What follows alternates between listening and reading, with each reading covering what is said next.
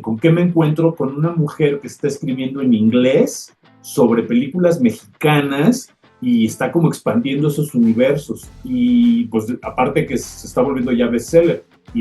La verdad la idea me voló la cabeza y, y que alguien que tomara pues el cine mexicano como punto de partida para expandir universos literarios en otro lenguaje, me pareció sensacional. El año pasado me buscaron de Vancouver, que es donde ella vive, y se habían acercado a ella para que les hiciera una curaduría de cine negro, porque su más reciente proyecto, que se llama La Intriga, es una novela basada en películas mexicanas de cine negro. Hicieron una cosa muy interesante. Van a hablar también sobre Alex Phillips, que Alex Phillips era canadiense, y entonces van a hablar un poco sobre Alex Phillips, y él es fotógrafo de tres de las 15 películas que tenemos, ¿no? Hay unas historias desgarradoras de maldad humana y a lo mejor no hay aquí fantasmas o hay demonios, pero Dios mío santo, hay unas pasiones humanas oscuras y caen todos presas de sus propios deseos que no pueden ser controlados.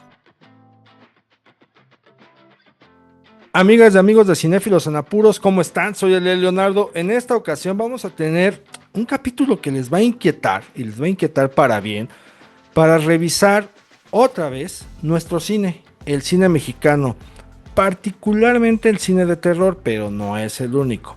Y ahorita van a descubrir y van a escuchar por qué. Pero para eso le voy a dar la bienvenida a mi invitado, que ya es alguien de casa, él prácticamente ya es de aquí, ya es un cinéfilo en apuros, y me refiero a Abraham Castillo Flores, pues que es un todólogo, o sea, es curador, es programador, es investigador y es sobre todo un promotor férreo del cine mexicano. Abraham, bienvenido seas. Muchísimas gracias, un honor y un placer estar aquí de regreso contigo y pues ahora sí, la gente que nos está escuchando, muchas gracias. Y pues como dijiste, todos los que estamos luego en la trinchera de la defensa del cine mexicano y la promoción, pues sí tenemos que hacer muchas cosas porque hay pues muchas puertas, ¿no? Y hay muchas trincheras en las que podemos pues activar esto de que se vea nuestro cine, que lo recordemos y que esté activo.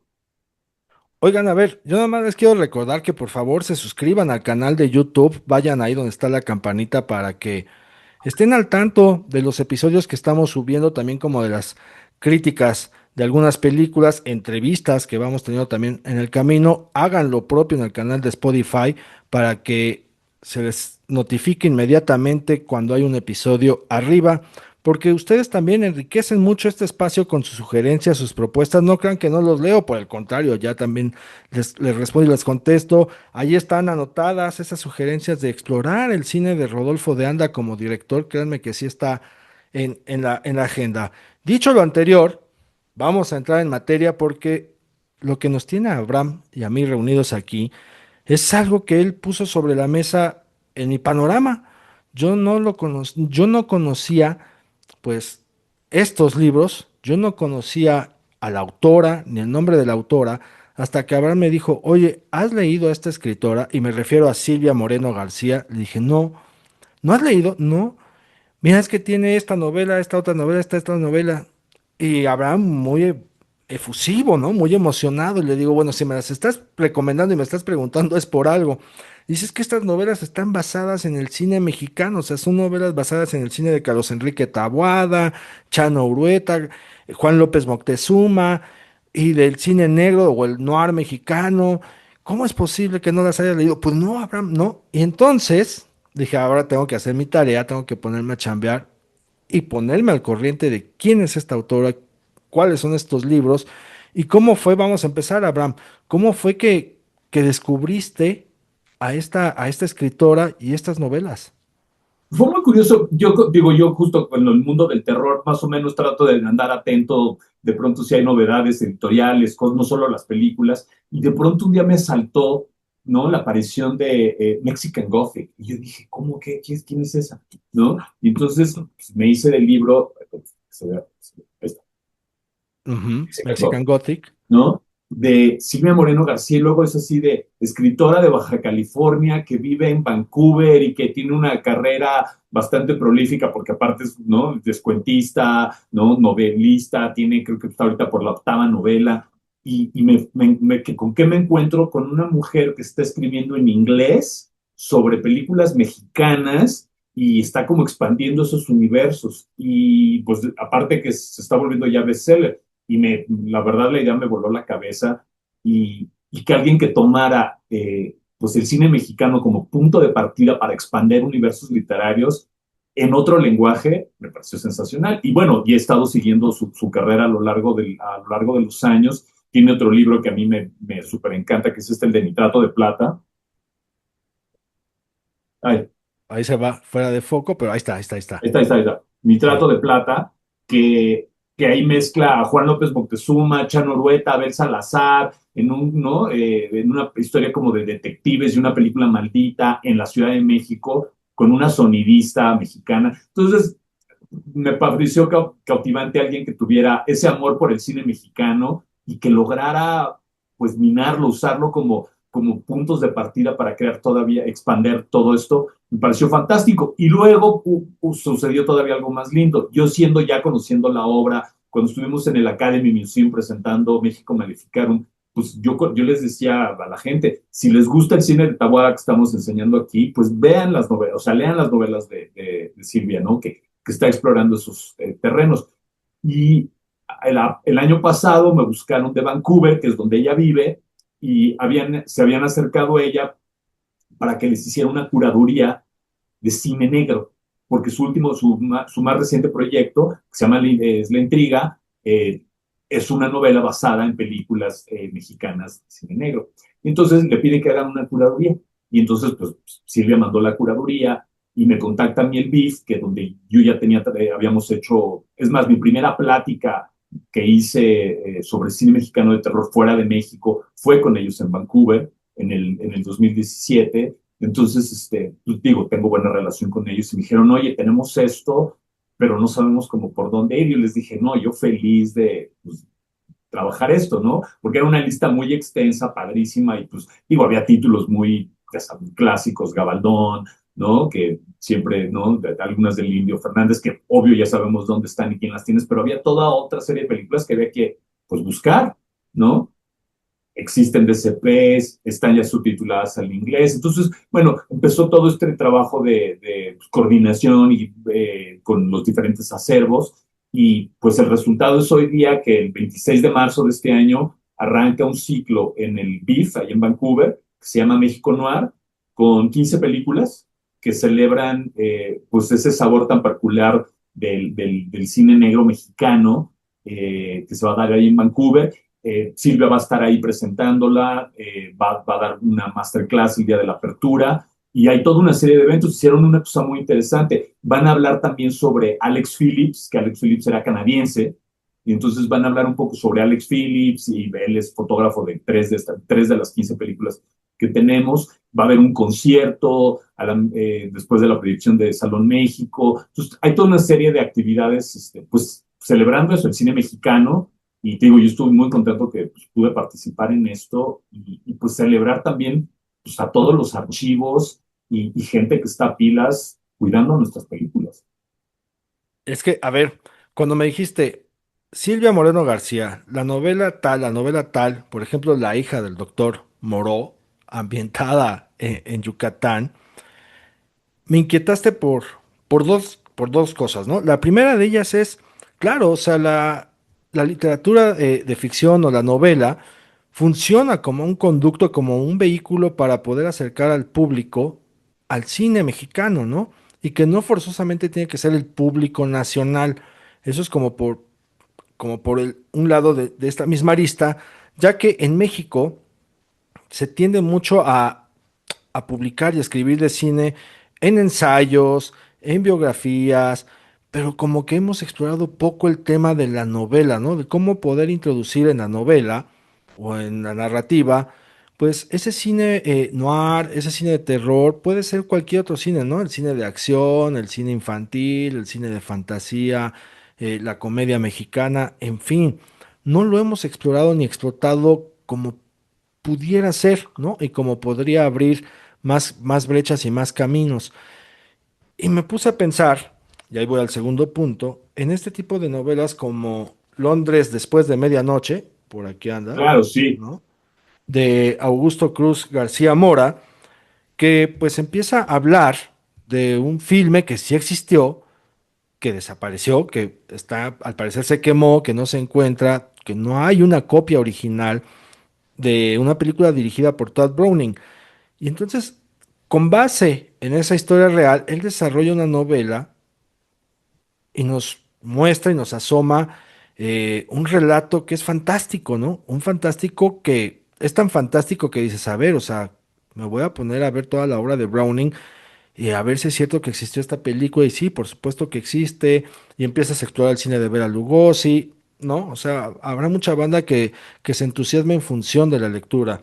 Y luego dije, bueno, el cine como la cultura popular tiene tantas historias, mitos o leyendas urbanas que caben y que caben muy bien en la novela y en la narrativa.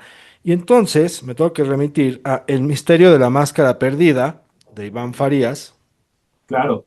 ¿no? Una novela de detective, es una novela policíaca de lucha libre y él se basa en una historia real como lo es la máscara de Black Shadow, ¿no? La máscara que el Santo le gana a Black Shadow en una de las luchas más memorables que se tienen registradas en la historia de la lucha libre mexicana y que fue famosa no solamente por la rivalidad, sino porque la máscara que gana el Santo desapareció en esa misma función.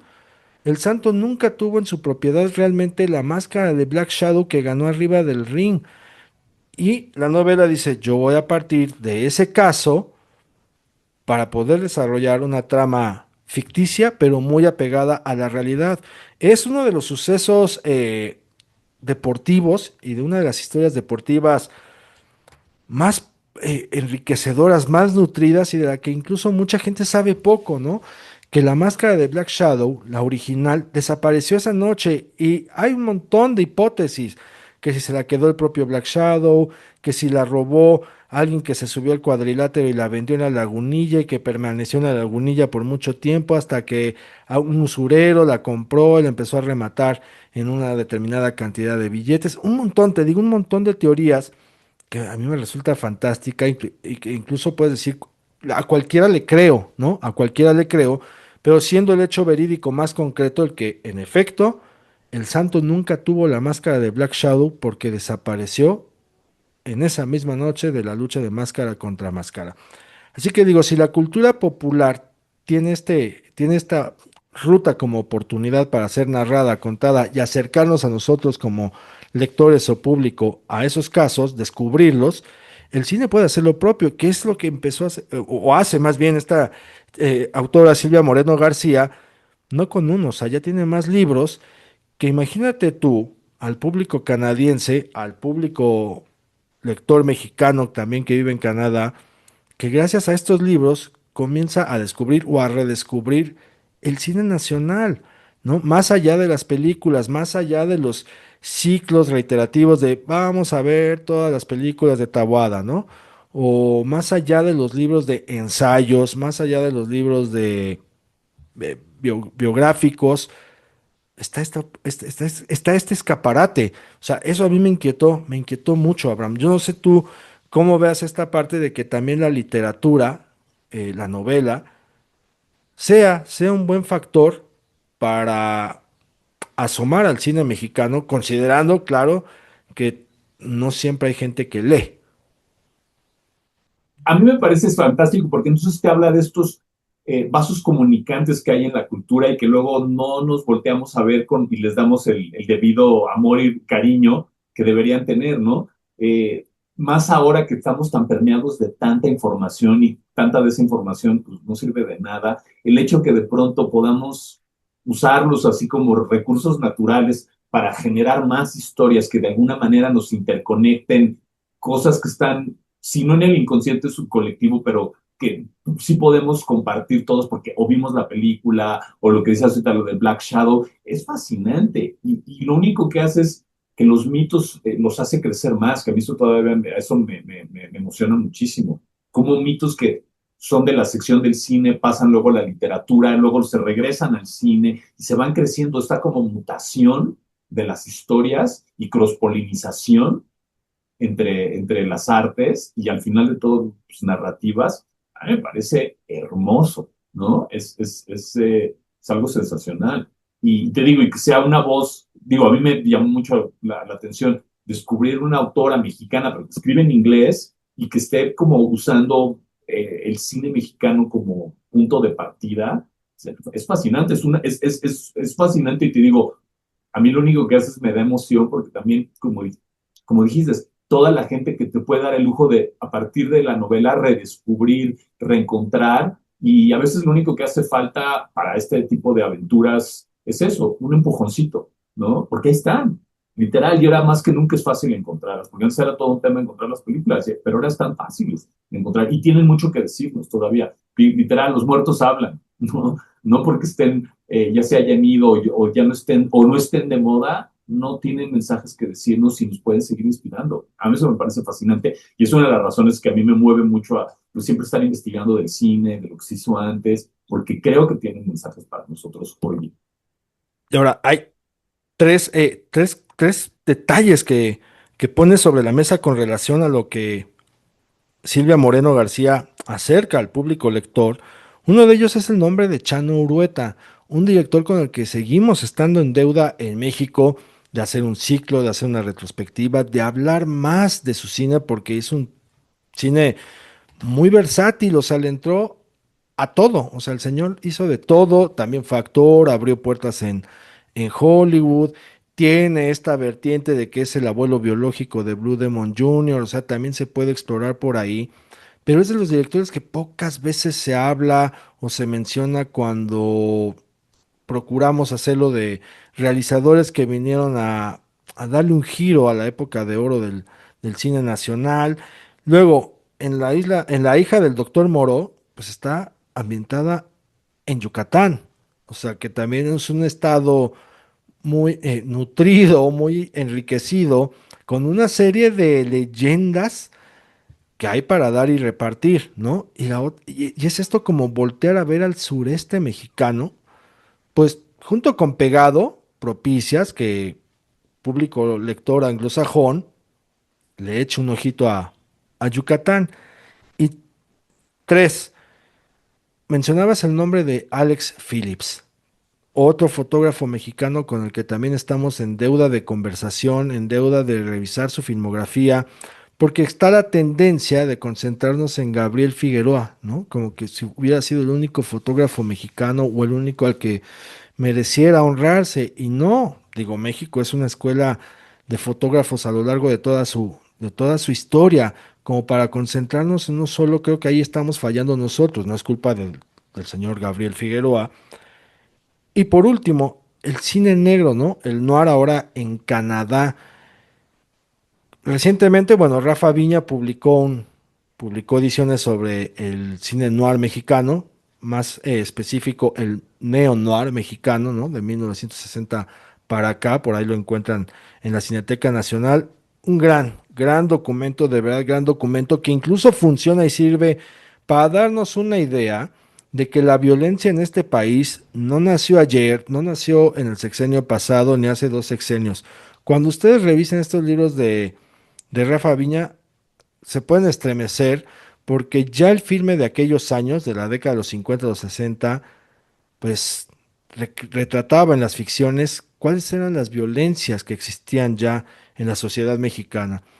Pero que el cine negro como tal sea explorado, más allá de cursos o talleres o análisis que presenten algunas instituciones educativas, no es como que nos clavemos mucho o nos concentremos demasiado hablemos de cine noir, ¿no? Generalmente, o al menos últimamente, hay una tendencia que revisemos el cine de la época de oro y son los mismos nombres de siempre, las mismas películas de siempre, y no hay como una escala detenida en el cine negro que bien vale la pena pues echarle una revisión.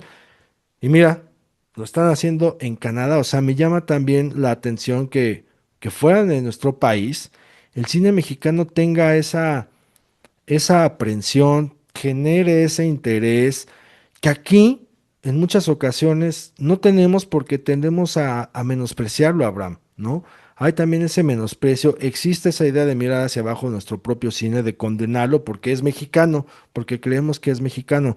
¿Tú qué lectura le das también a esta parte de lo que acabo de decir, de todo el chorote que me acabo de aventar? No, mira, primero que nada con eso dices, hay una tendencia muy marcada por menospreciar lo nacional, pero creo que también pues es mala información. Tenemos, ¿no? Son años de decir, no, es que aquí está chafa o es poco dinero y dices, güey, justamente porque es poco dinero, las maravillas que se han podido hacer con eso, donde los cineastas mexicanos han demostrado una y otra vez cómo los presupuestos no son camisas de fuerza para la imaginación mexicana. A mí eso es algo que me parece maravilloso. Por otra parte, también digo, el noir, que es un género donde se puede jugar muchísimo con la luz, las sombras, las pasiones humanas, los extremos, ¿no? Y sí está en esta parte de el melodrama nacional, pero que, pues el espejo negro que es el noir, pues son unas historias desgarradoras. Pues ver ¿no? A Pedro Armendáriz, Andrea Palma, Leticia Palma, ¿no? En estas figuras míticas en la pantalla grande, pues también dices, híjole, también había una versatilidad en lo que hacían estas figuras, lo que podían generar, más allá de la identidad, luego Campirana, Linda y estas historias melodramáticas que todas tienen su lugar y son importantes, pero digo, a mí obvio, tú sabes, yo tengo mi filiación muy clara con el terror, pero pues sí, el noir está muy cerca, ¿no? Hay unas historias desgarradoras de maldad humana y a lo mejor no hay aquí fantasmas o hay demonios, pero Dios mío santo, hay unas pasiones humanas oscuras y caen todos pues, presas de sus propios deseos que no pueden ser controlados y pues sí son emociones muy parecidas al terror, ¿no? Y creo que, digo, el poder verlas en pantalla grande a mí eso es algo que me emociona mucho cuando trabajo en estos ciclos para el extranjero, que aparte de desconocer quién tiene copias, quién están buenas las restauraciones, quién está trabajando por cuidar este legado, pues saber de que pues, se van a... Cada que una película mexicana de antaño regresa a su estado natural, que es la pantalla grande, pues yo siento que es así, una palomita que nos podemos poner, decir, ok, ese legado está dando la lucha y así como hay lo que dices, las grandes listas de películas mexicanas, que todo el mundo tiene sus favoritas y eso, pero pues hay unas que han sobrevivido al tiempo y al olvido con más fuerza que muchas de las vacas sagradas. Y a mí eso es algo que me gusta mucho del noir también, ¿no? Que en su momento a lo mejor no fue, porque luego tú lees el libro, ¿no? Del se me fue de García Riera, y hay unas pues, que no les da tanto amor y dices, güey, pero seguimos hablando de ella y sigue dando mucho de qué desmenuzarla, y pues a lo mejor a él no le gustó, pero seguimos hablando de ella, y están chingonas, ¿no?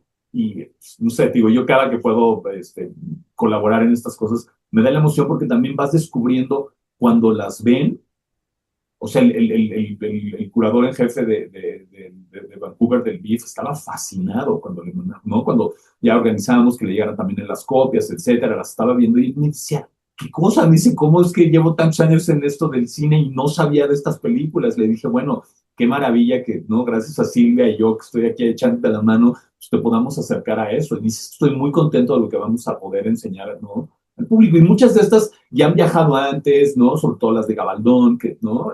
La otra, En la palma de tu mano, Diosa arrodillada, que sí han sido mostradas en muchos lugares. Pero, pues nada, cada vez que lo podamos hacer, y ahorita en este 2026 tan caótico, tan funesto en muchos lados, que estas películas vuelvan a enseñarnos su magia, pues es poca madre, tío, y ver que la gente se emociona, ¿no? Cuando él nunca había visto eh, las películas de Ninón, ¿no? Entonces estaba así decía, ¿qué onda con Ninón Sevilla? O sea, no daba crédito, ¿no? Pues, del poder que tenía. Dice, es que ese charm en pantalla, ¿no? Y sí, ¿no? Cuando vio Víctimas del Pecado, estaba así no se la creía, ¿no? Y en su lista habíamos puesto también, por ejemplo, El de Buñuel, que digo, se estiró un poquito la liga tal vez. Me dice, es que ya la pasaron hace poco aquí en Vancouver y no la querían volver a poner, pero de pronto dijo, no, es una chingonería, justo ya hay como un público que la conoció por esa temporada, porque el año pasado la pasaron, seguro van a llamar a los demás para que la vengan a ver, porque pues tiene mucho que decir, dice, y no es el Buñuel que yo conocía, dice, yo no conocía a las mexicanas de Buñuel, ¿no? Estaba más en la época francesa, y dice, estoy descubriendo estas maravillas, y dices, claro, con razón se quedó ahí Buñuel, No, y de Víctimas del Pecado ya no hay regreso después de que la ves una primera vez, ¿no? La ¿verdad? película Sí, te marca porque te marca. ¿Te puede amargar la comida? Sí, sin problema alguno, pero la película no se te va a ir, ¿no? Y ahorita que mencionabas de lo de Buñuel, bueno, hablarle a la gente de Alex Phillips, pues él fotografió Su vida al cielo, ¿no? De Luis Buñuel, una película que también se habla poco de él. Fue el fotógrafo de En la palma de tu mano, de Roberto Gabaldón. Transicionó al color y entre sus películas estaba Damiana y los hombres, de Julio Bracho. Alex Phillips le debemos esa secuencia en la cual apreciamos a Meche Carreño, que es Damiana, bailando sola, disfrutando la libertad de lo que es bailar sola en ese departamento, que es una de las secuencias más, más bellas en cuanto a transmitir la libertad y la calma de una época, la libertad y la calma de una muchacha en como personaje de ficción, tal como lo hace Meche Carreño. Eso nomás como por mencionar unos títulos, unos pocos títulos de Don Alex Phillips. Ahora bien, Silvia Moreno García, pues investiga, se pone a ver todas las películas para poder hacer sus novelas, ¿no? No es una autora que diga, ah, vi un teaser o leí esto en una revista y en función de esto me voy a ir imaginando todo lo demás para poder construir mi historia. No, toma nota de las películas, las revisa, las ve, las analiza, de ellas absorbe lo que considera que es necesario o pertinente para su narrativa y ¡pum! Se suelta. O sea, estamos hablando de una autora que antes que otra cosa se acerca a aquello de lo que va a hablar. En este caso es cine mexicano. Bueno, si voy a hablar de Chano Urueta, quiero ver las películas de Chano Urueta. Si voy a hablar de Carlos Enrique Taboada, quiero ver las películas de Carlos Enrique Taboada. No nada más el cine de terror de Taboada, porque hay que recordar que no solamente hizo cine de terror, el señor Taboada le entró a todo también. Y ahora, ¿no? Si voy a hablar del cine noir o del cine negro, tengo que ver el cine negro mexicano. No es algo que por mera inspiración me brote, ¿no? Y me trace la imaginación para poder llevar a cabo este ejercicio que es el de publicar una novela. Eso también para ti, ¿de qué habla Abraham? Porque hay un interés y hay un compromiso y eso es lo menos que se demanda, al menos para nosotros, los que estamos de este lado de la trinchera, comunicadores o periodistas.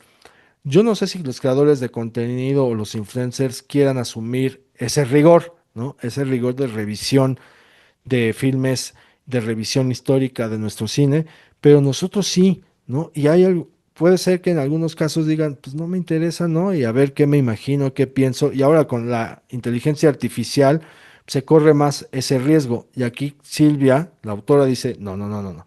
Antes que otra cosa, voy a ver las películas. Y para verlas, las tengo que conseguir. Y ahí viene otro torito, ¿no? Porque, a ver, encuéntralas, ¿no? Que ahí es donde también has estado tú chambeando, ¿no? O sea, es toda una labor. Pero en esa labor, dentro de lo sufrido que puede ser, también debe ser muy apasionante porque en algún momento vas a descubrir algo que no te esperabas. O sea, Eso es fascinante, eso es una de las partes que a mí más me apasionan, cuando tienes que entrar en esta fase detectivesca, ¿no?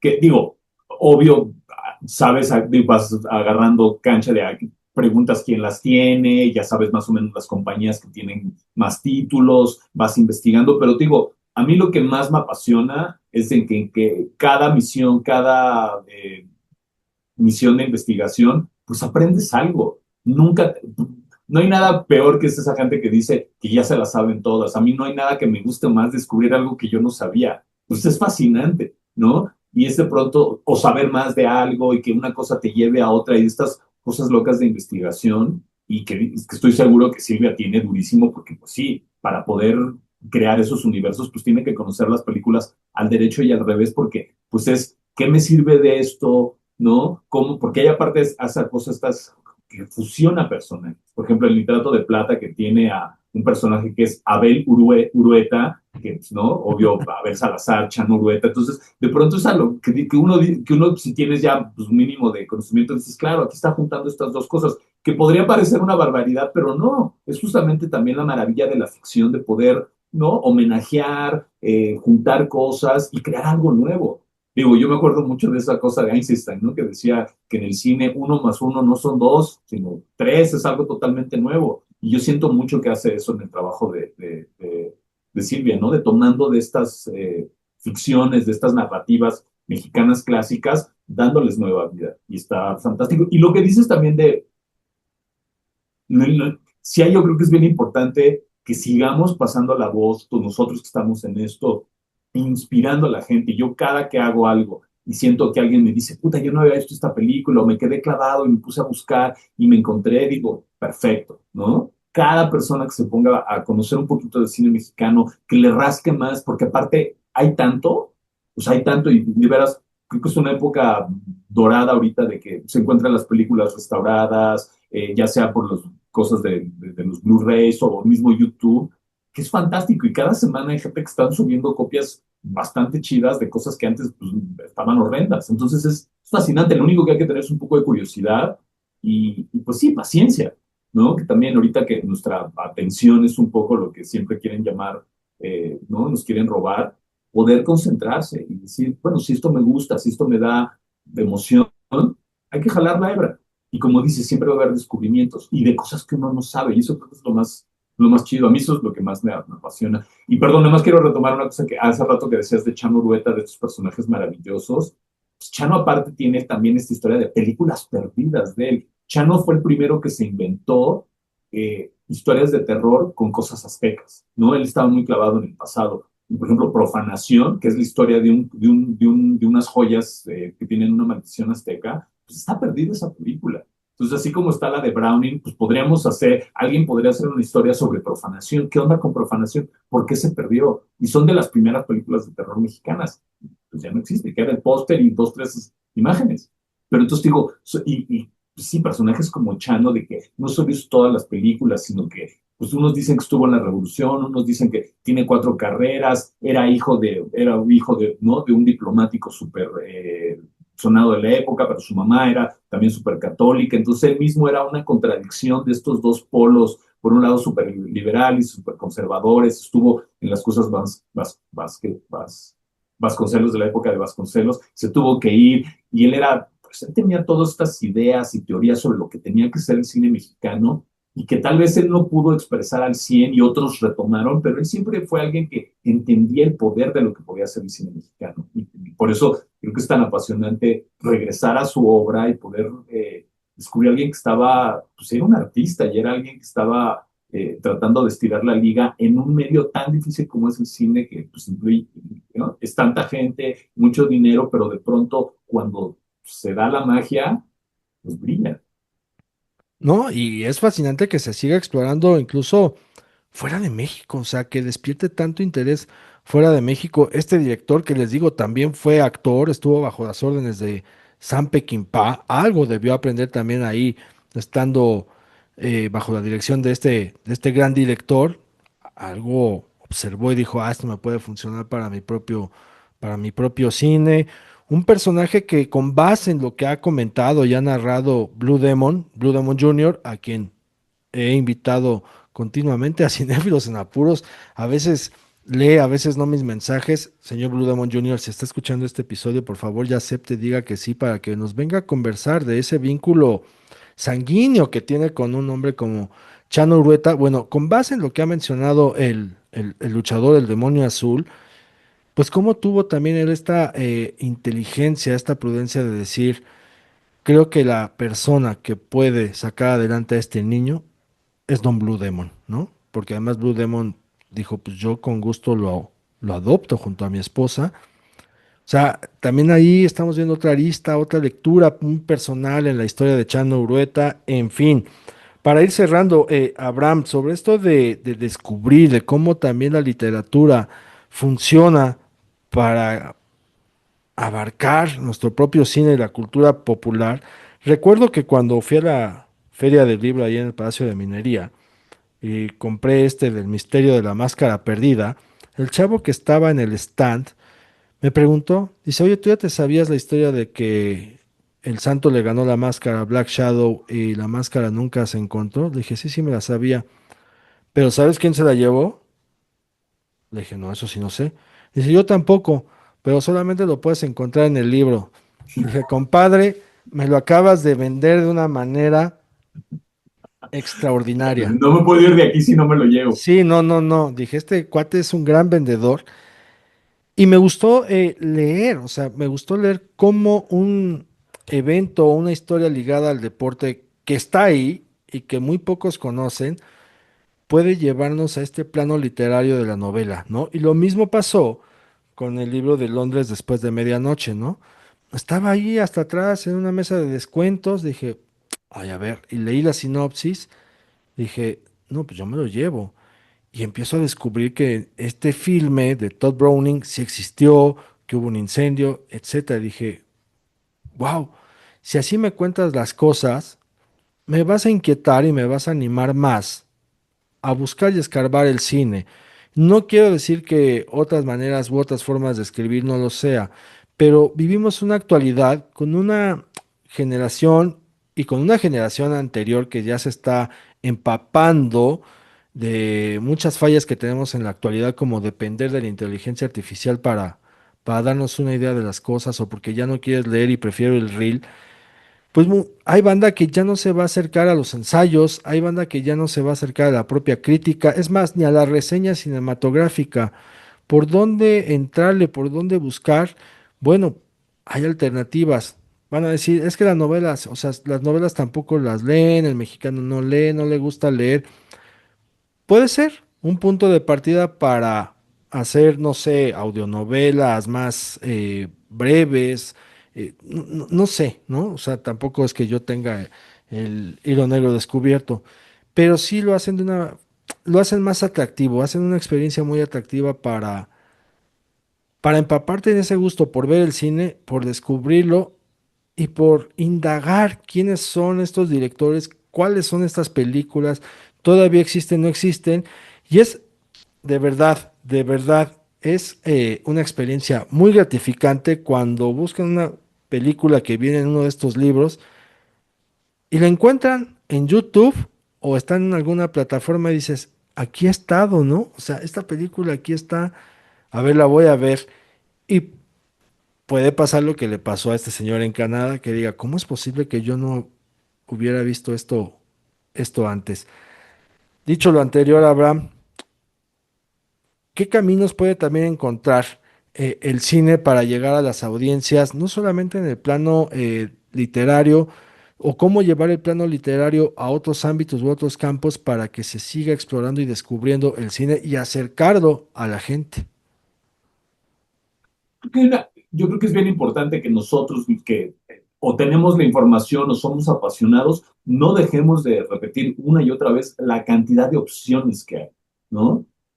A mí cuando me dicen de pronto, no, pues es que siempre es lo mismo, yo estoy harto, y es así de, es que hay que empezar a buscar en otros lados, ¿no? No buscar, a veces dices, si no está en Netflix o no está en Amazon, que de pronto dices, todo mundo que paga su coso de Telmex tiene, por ejemplo, Claro Video gratis, Y que ¿no? tiene un Y Claro catálogo Video tiene un catálogo amplio, maravilloso, amplio, sí, maravilloso. A mí me ha tocado descubrir cosas ahí que digo, wow. ¿No? Entonces digo, sí. este pronto salirte un poco de ciertos canales de consumo que tiene uno, porque sí, hay que fijarse también qué es lo que uno siempre compra, dónde vas a buscar. Es como cuando buscar en otro puesto, puedes tener tu marchante de confianza, pero porque cada de vez en cuando hay que tratar otros lados, otras librerías, ¿no? ¿No? Y preguntar, ¿no? ¿Qué te recomiendan? ¿Qué te dan? A mí me pasa todo el tiempo que sí me gusta, pues eso, cambiar de marchante o de pronto ir a otra librería porque alguien te va a decir algo distinto que a lo mejor tú no sabes, tú nunca sabes de dónde, ¿no? Yo cuando voy a Filmoteca o Cineteca siempre pregunto, ¿se acuerdan y qué libros nuevos les llegaron o como qué novedades hay? Porque pues sí, digo, yo en particular soy muy obsesivo de ciertas cosas, pero hay otro que se me va totalmente el avión, ni me entero. Y es bien bonito porque ahí te enteras de, no, ¿sabes el libro de esto? O sacaron esta cosa, ¿no? O que tú crees que ya los tienes todos y te vas enterando de que no, que alguien en el 74 o en el 94 sacó su libro de tal tema que por lo que estoy haciendo ahorita me importa muchísimo. Entonces, hay que solo también preguntar. Y, ¿sabes también que hay mucha gente que le da pena decir no sé o quiero saber más? Yo creo que esa es una de las cosas que no debemos de perder. Está bien no saber. No todo el mundo sabe Ujú. todo, ¿no? Y qué hueva ya saber todo. Hay que tener esa curiosidad y tranquilidad de decir, pues no sé, quiero aprender. Es la apertura también. Porque no tiene que ser uno genio de todo y saberse las cosas. Pues, ¿qué? ¿No? El chiste es poder crecer, saber, y a veces uno se aprende algo y luego se te olvida y es bonito. Digo, seguro les pasa a muchos de vuelves a ver la película, vuelves a leer la novela o el cuento, porque pues, a veces consumimos también tantas cosas y cambiamos.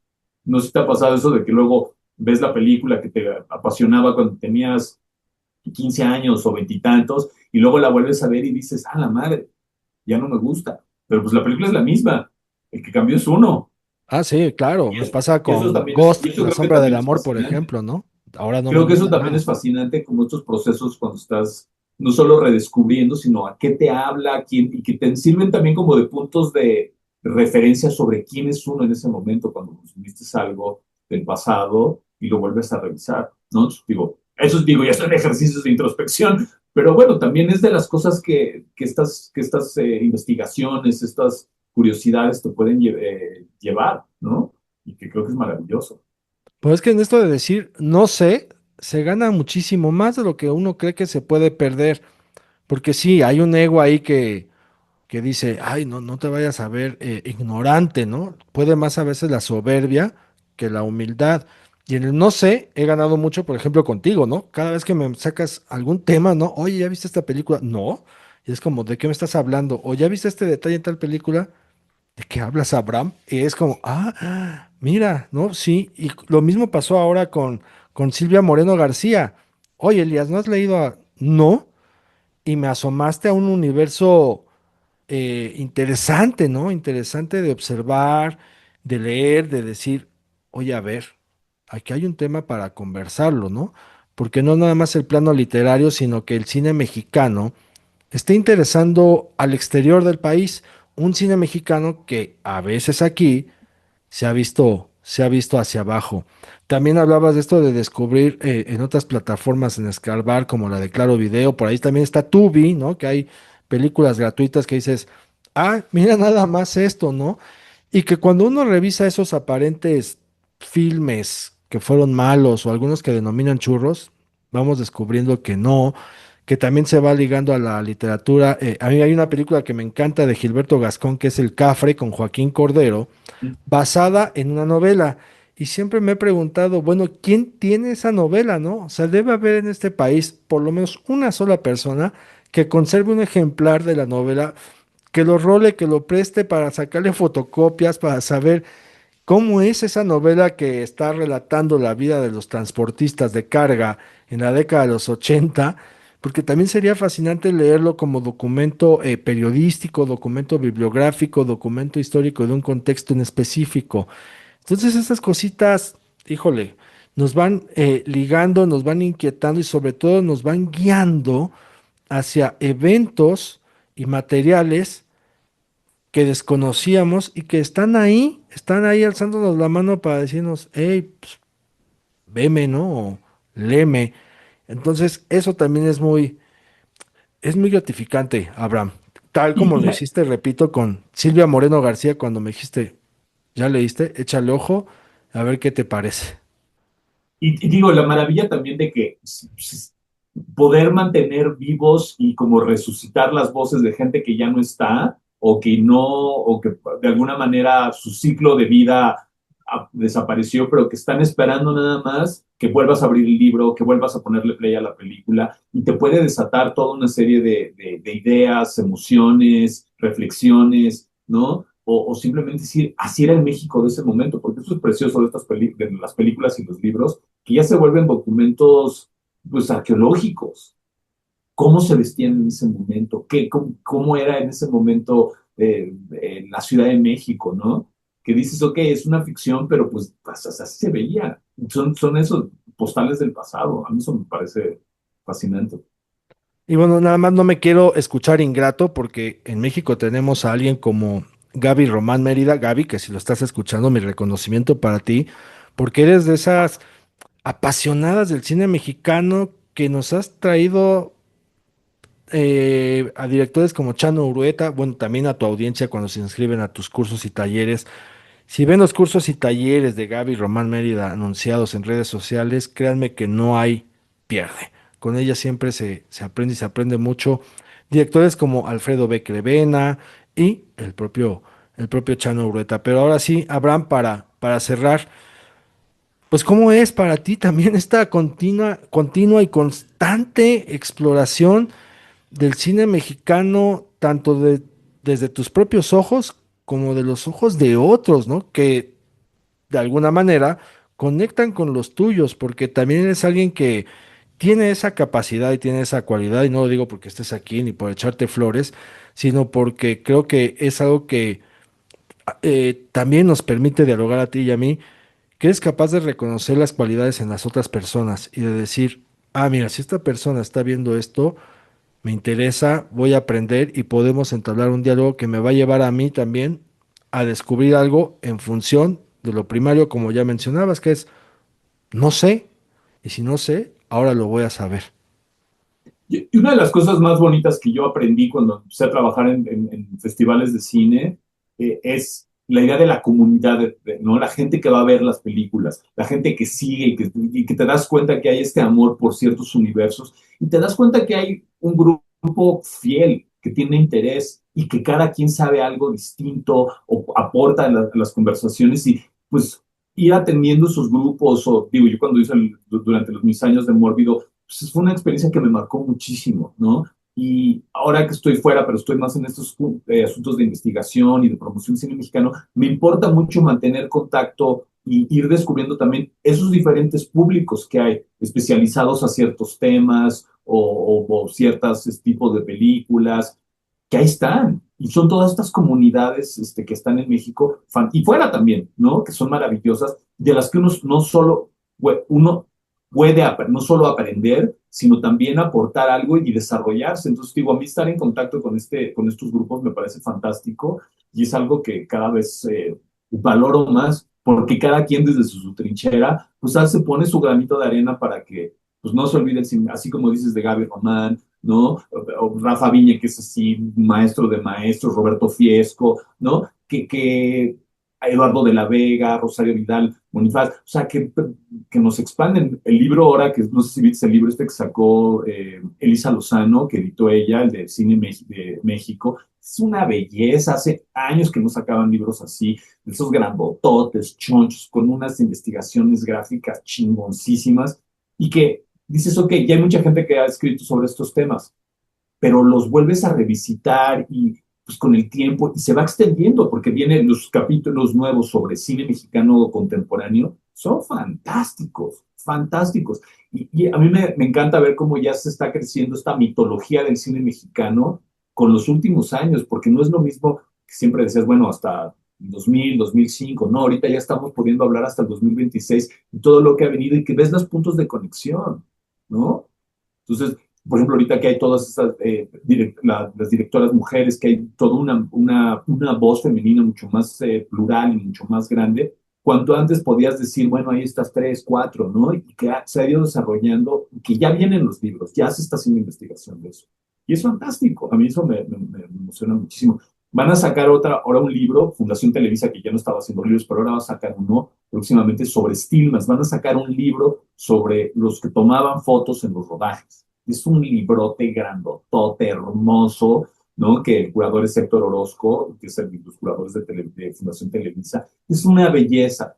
No sabes qué, yo cuando lo vi estaba así, una emoción, que dices, claro, ahí están, ¿no? Hizo todas estas eh, iniciativas, instituciones privadas que se acuerdan que hay como todo un legado por redescubrir, por promocionar, y que también pues, van a producir, vas a ver, cuando salga ese libro también va a ser todo un asunto, porque es bellísimo, y cuando ves la chamba de todos los Stillmans, y lo ves a lo largo del tiempo, pues padrísimo.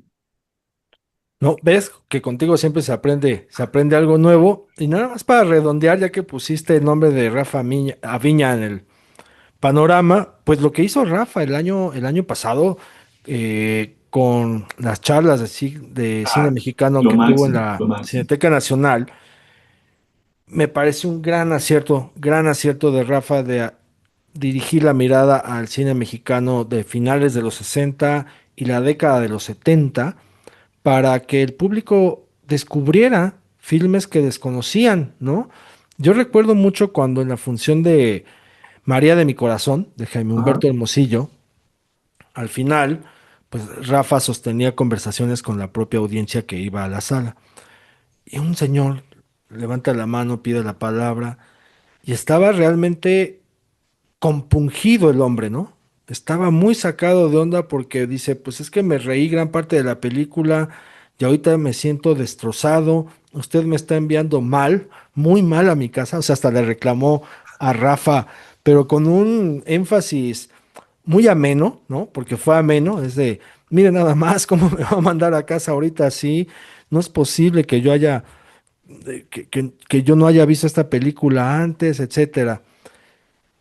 Me pareció un buen gesto que este hombre explotara en sus emociones después de haber visto la película.